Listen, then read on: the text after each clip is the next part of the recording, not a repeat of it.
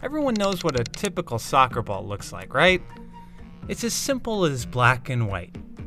But that's not exactly what World Cup balls have always looked like. So what's the deal? First things first, you want a soccer ball to be as spherical as possible.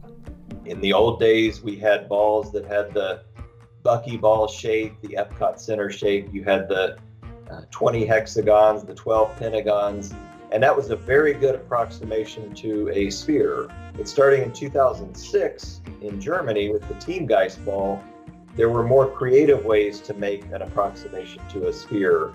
New technology enables Adidas to start designing the balls with fewer panels, which actually created a serious problem because fewer panels means less seams.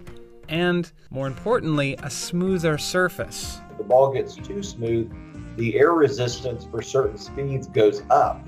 It's like kicking a beach ball. And that's exactly what happened with the 2006 Teamgeist ball. Players complained that the ball didn't go where they expected it to. So in 2010, Adidas compensated by adding some texture to roughen up the surface. Problem solved, right? Jabulani was a spectacular failure because it was not rough enough. When the ball would be kicked at certain speeds, you'd notice it would look like it would slow down dramatically in the middle of its flight. And the panels kept disappearing. The 2014 ball had the fewest panels yet, 6. But this time, Adidas compensated. Despite having 2 fewer panels from Jabulani, the total seam length around the ball was actually 68% longer than it was for the Jabulani. So at least this time, the ball had the right amount of roughness and flew further than the 2010 ball. As for 2018... total seam length on this ball is actually 30% longer than the Brazuca. So now you run the risk of the ball being a little too rough.